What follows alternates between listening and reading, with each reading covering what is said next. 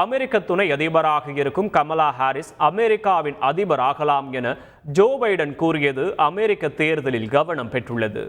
அமெரிக்க அதிபர் தேர்தல் பிரச்சாரங்களில் Joe Biden தடுமாற அவரது ஜனநாயக கட்சியில் அதிபர் வேட்பாளரை மாற்ற வேண்டும் என்ற கோரிக்கை வலுத்து வருகிறது.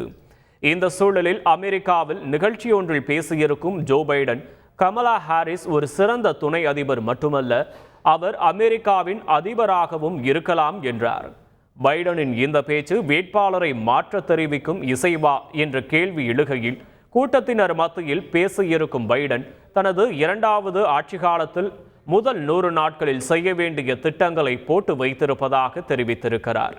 கமலா ஹாரிஸ் ஜனநாயக கட்சியின் வேட்பாளராக அறிவிக்கப்பட்டு தேர்தலில் வென்றால் அமெரிக்காவின் முதல் பெண் அதிபர் என்ற பெருமையை தனதாக்குவார். செய்திகளை உடனுக்குடன் தெரிந்து கொள்ள உடனே சப்ஸ்கிரைப் பண்ணுங்க.